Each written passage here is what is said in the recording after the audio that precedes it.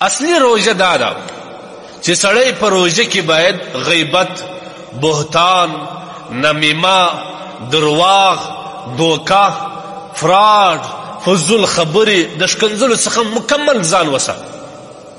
روژه اصلي دې ته وایي. یو خو زموږ ستاسو روژه ده، موږ د روژې تعبیر بل رنګه کوو. موږ د روژې تعبیر دا رنګه کوو چې روژه دې ته وایي چې سړی خوراک او څښاک بند کړي در ماښامه پورې، بس د روژه ده. صحیح ده، یو تعبیر د روژې دا هم دی، لیکن اصلي روژه دا ده چې کله تا روژه ونیول، روژه به دې یوازې د خوراک څخه نه وي، روژه به دې یوازې د څښاک څخه نه وي، بلکې ستا روژه به د ټول منکرات څخه به ته روژه نیسې. درواغ به نه وایې، غیبت به نه کوې، بهتان به نه وایې، د چا په منځ کې به شیطانت نه کوې، او غیبت عام طور په روژه کې بعض کسان نه پرېږدي، دا غیبت څخه به ځان مکمل ساتي. دوکه به نه کوې په خپل معامله کې. که چیرې تا دغه کارونه کول او روژه دې هم نیولې وه، دې ته روژه نه وایي. حدیث کې راځي نبي علیه السلام فرمایي من لم یدع قول الزور والعمل به، که چیرې سړی په روژه کې ناروا پرې نږدي.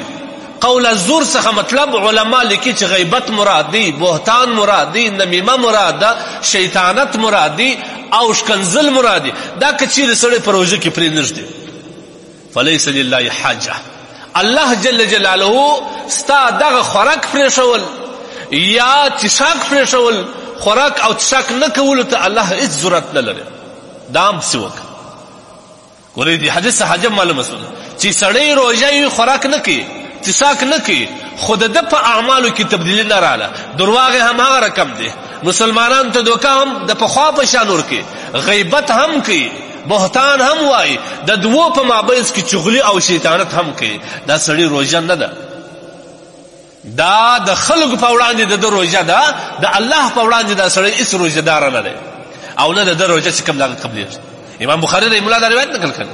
بل روایت کې نبی علیه الصلوة والسلام فرمایي چې سړی په روژه کې درواغ نه پرېږدي، فلا حاجة لله ان يدع طعامه، الله تبارک وتعالی ستا د ډوډۍ پرېښولو او څښاک پرېښولو ته هېڅ ضرورت نه لري. روژه به دې مکمله روژه وي. که یو سړی ستا سره جنجال کوي، یو سړی تا ته غیبت کوي د بل چا، یو سړی تا ته د بل چا شیطانت کوي، ته به څه ورته وایې؟ ورور جانه زما روژه ده، نور زه د دې شان څه ما لاس اخیستی دي، زما روژه ده.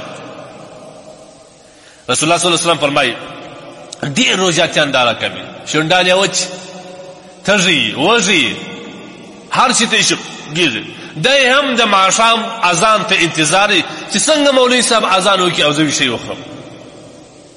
لیکن په حقیقت کې د دې سړي د روژې هېڅ اجر نشته، یوازې لوږه او تندې پر ځان جوړه. رب صائم لیس من صیامه الا الجوع.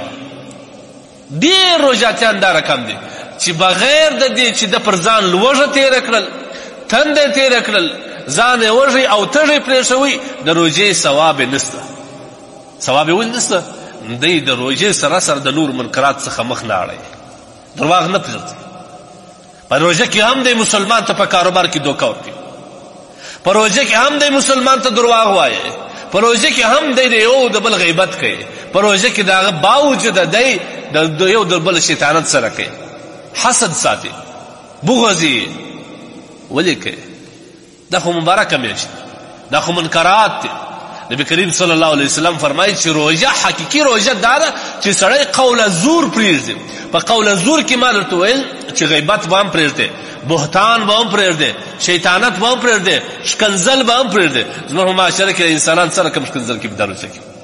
کله چې دی راوځي سهار 10 بجې باندې بازار ته راوځي، که د یو مسلمان څخه یو ناکي وسول، یو سهو وسوه، د ده د موټرسایکل سره وموښتئ، د ده د موټر سره وموښتئ، یا موټرسایکل یې د ده سره وموښتئ، نو بیا دی د ده خو نو روژه ده، سترګې یې ککرۍ ته ختلي، نه مور ګوري د چا، نه خور ګوري، پر خوله چې څه راځي هغه وایي.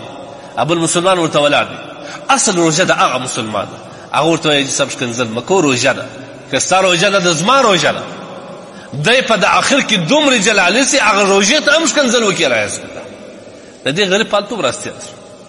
که چیرې د روژې اهانت یې وکړي، د روژې سپکاوی وکړي، روژې ته ښکنځل وکړه، دا سړی د ایمان ووځي.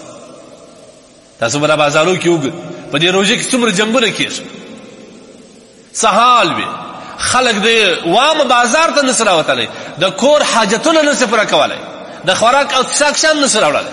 ولې داسې خلک راوتلي دي چې هغه په روژه کې د دوی سترګې ککرۍ ته ختلي دي. بیا نه د چا پر عزت باندې دي، نه د چا پر ناموس باندې دي، نه د چا مور ګوري، نه د چا خور ګوري. که ښکنځل یې امیدی کوي، که جنګ یې امیدی کوي.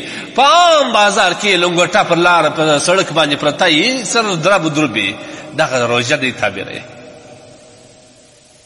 لہذا د روژه نه، روژه به د خپل روژې احسان به پر بل چا نه اچوي. د خدای دپاره دې نیولې ده، د الله د لور یو فریضه ده، تا نیولې ده، فرضا دې نیولې ده، پر نورو ولې احسان اچوي؟ دغه احسان دی چې ته په بازار کې ښکنځل کوي بې ځای، دغه احسان دی چې ته په بازار کې جنګونه کوي، دغه احسان دی چې په روژه کې سهون یو سړی ستا سره وموښتي، ته هغه بیا یو خوا هم لور پرېږدې. دې ته روژه نه وایي. اصل روژه نبی کریم صلی الله علیه وسلم چې ته وایي، اصل روژه دا ده چې سړی په روژه کې لغو خبرې پرېږدي، ښکنځل پرېږدي، بهتان پرېږدي. ځکه نبی علیه الصلوة والسلام وایي من لم یدع قول زور، چې سړی په روژه کې فالتو بحثونه و قول زور بحث ما درته وکړي چې هره ګناه په دې کې قولي مراد، که دا نه پرېږدي الله تبارک وتعالی د ده دا لوږې او تندې ته هېڅ ضرورت نه لري. دا دې هم نه کوي.